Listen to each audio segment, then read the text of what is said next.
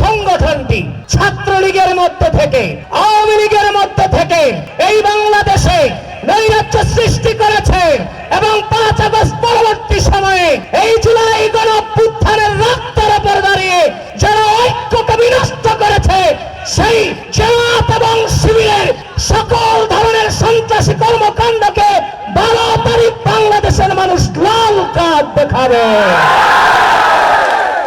রক্তের উপর দাঁড়িয়ে বাংলাদেশের সার্বভৌমত্ব টিকে ছিল। সুতরাং প্রকৃতি বলে 12 তারিখ ধানের শীষী আসন থেকে বিজয়ী হতে হবে।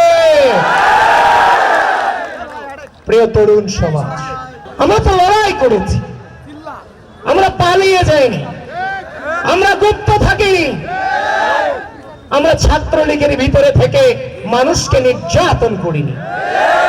আমার সংগঠনের পরিচয় দিতে আমি কখনো বিব্রত বোধ করি না।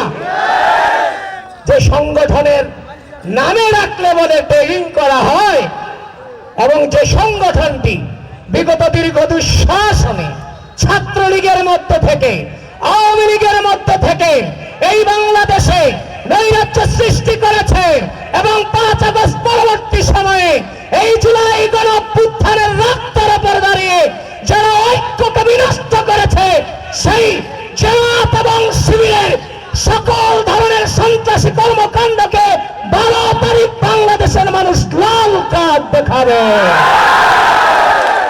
প্রিয় বন্ধুগণ, ছাড় দিয়েছি, অনেক ছাড় দিয়েছি, ধৈর্য ধারণ করেছি, অনলাইনের প্রলোভনটাকে সহ্য করেছি, আর ছাড় দেওয়া হবে না।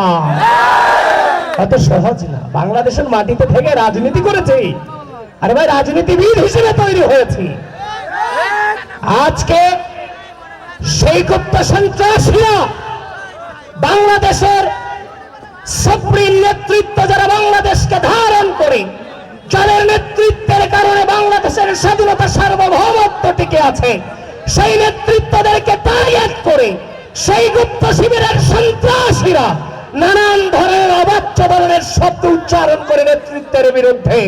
আমি তাদেরকে বলতে চাই, আপনারা বাংলাদেশের পক্ষে কথা বলেন, আরে ভাই আপনারা তো বাংলাদেশের স্বাধীনতাকেই স্বীকার করেন না, বাংলাদেশের সার্বভৌমত্বকে স্বীকার করেন না, বাংলাদেশপন্থী রাজনীতি আপনারা করেন না, বাংলাদেশপন্থী রাজনীতি করেন না, আবার বলেন আপনি বাংলাদেশের ভালো চান।